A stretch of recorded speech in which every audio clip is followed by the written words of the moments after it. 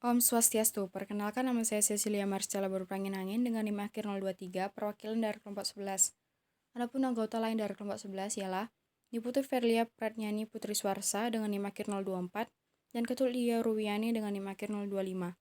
Adapun materi yang kami bawa adalah guru sebagai profesi.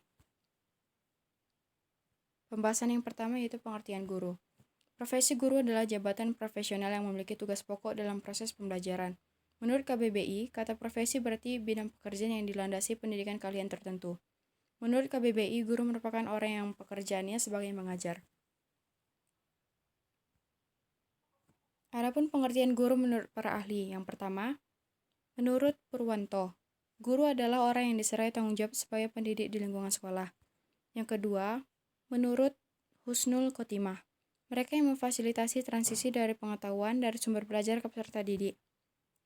Yang ketiga, menurut Dri Atmaka, pendidik adalah orang yang bertanggung jawab untuk memberikan bantuan kepada siswa dalam pengembangan baik fisik dan spiritual. Yang keempat, menurut E. Mulyasa, pendidik harus memiliki kualifikasi akademik dan kompetensi sebagai agen pembelajaran, sehat jasmani dan rohani, serta memiliki kemampuan untuk mewujudkan tujuan pendidikan nasional. Yang kelima, menurut Ahmadi, pendidik adalah sebagai menguasai peran dalam melaksanakan proses pembelajaran.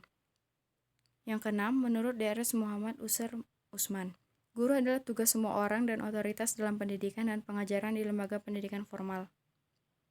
Dan yang terakhir, menurut Nur Jamaluddin, guru adalah pendidik, orang dewasa yang bertanggung jawab untuk memberikan bimbingan atau bantuan kepada siswa dalam pengembangan tubuh dan jiwa untuk mencapai kematangan. Mampu berdiri sendiri, dapat melaksanakan tugasnya sebagai khalifah Allah di muka bumi, sebagai makhluk sosial dan individu yang mampu berdiri sendiri. Hakikat guru. Dalam dunia pendidikan, guru merupakan faktor penting dan utama, karena guru adalah orang yang bertanggung jawab terhadap perkembangan jasmani dan rohani peserta didik, terutama di sekolah, untuk mencapai kedewasaan peserta didik sehingga ia menjadi manusia yang paripurna dan mengetahui tugas-tugasnya sebagai manusia. Guru adalah kunci pendidikan, artinya jika guru sukses, maka kemungkinan besar murid-muridnya akan sukses. Tugas guru sebagai berikut. Yang pertama, membantu peserta didik untuk mengembangkan seluruh potensinya. Yang kedua, membantu anak belajar sehingga kemampuan intelektualnya tumbuh. Yang ketiga, menyampaikan berbagai ilmu pengetahuan kepada peserta didik. Yang keempat, menanamkan berbagai nilai-nilai dalam diri peserta didik sehingga melekat. Yang kelima, membangun watak dan kepribadian peserta didik. Yang keenam, mengajar peserta didik bagaimana berhubungan dengan orang lain. Yang ketujuh, mengembangkan peserta didik menjadi orang yang berakhlak mulia. Persyaratan guru. Syarat guru sebagaimana yang tercantum dalam Pasal 42 Undang-Undang Nomor 20 Tahun 2003 tentang Sistem Pendidikan Nasional. Yang pertama, pendidik harus memiliki kualifikasi minimum dengan jenjang kewenangan mengajar, sehat jasmani dan rohani, serta memiliki kemampuan untuk mewujudkan tujuan pendidikan nasional. Yang kedua, pendidik untuk pendidikan formal pada jenjang pendidikan usia dini, dasar, menengah, dan tinggi dihasilkan oleh perguruan tinggi yang terakreditasi.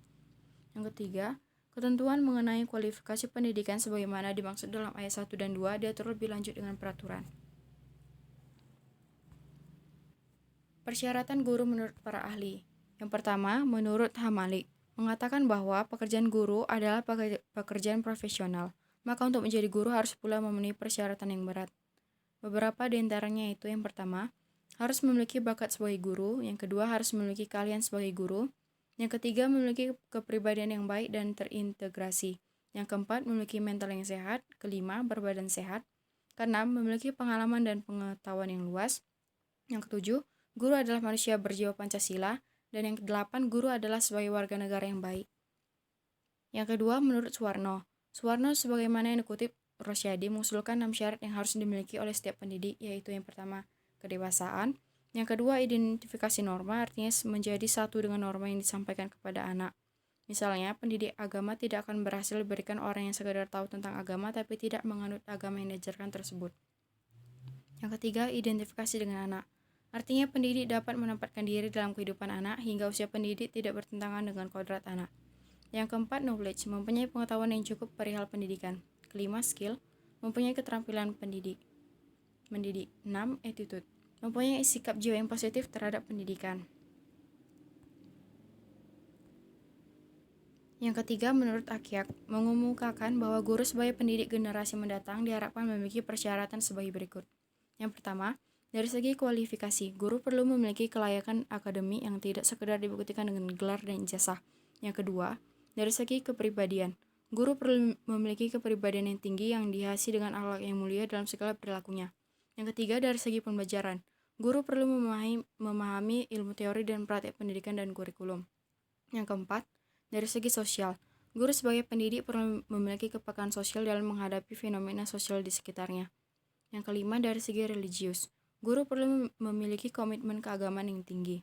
Yang keenam, dari segi psikologis, guru perlu memiliki kemampuan mengenal perkembangan jiwa anak, baik aspek intelektual, emosional, dan spiritual. Yang terakhir, dari segi strategi, guru perlu memperkaya diri dengan berbagai metode, pendekatan, dan teknik pembelajaran.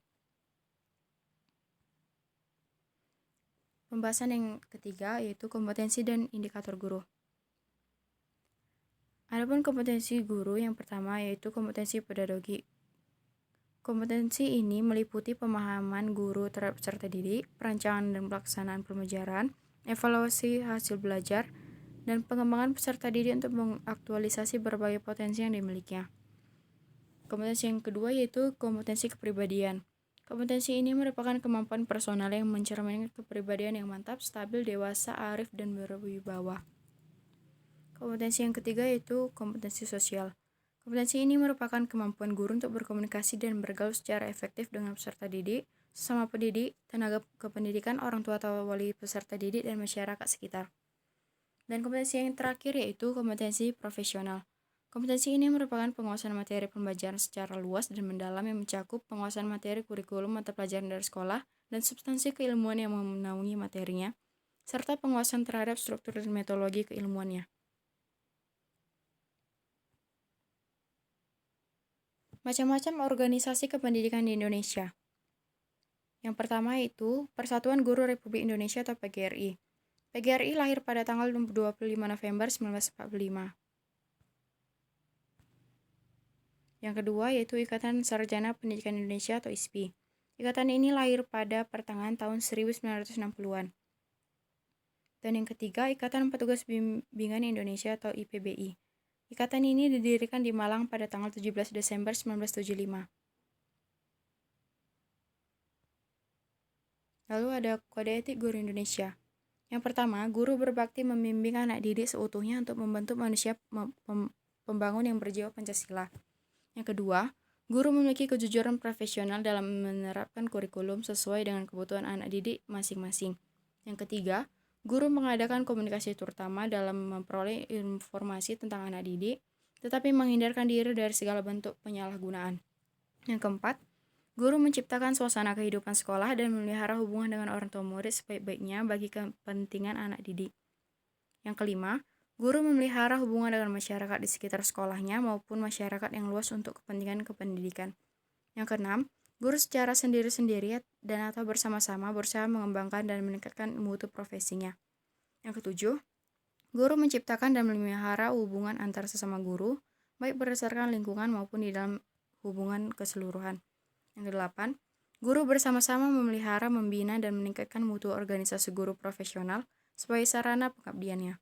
Yang kesembilan, guru melaksanakan segala ketentuan yang merupakan kebijakan pemerintah dalam bidang pendidikan. Baik, itulah materi yang kami bahas. Sekian dan terima kasih.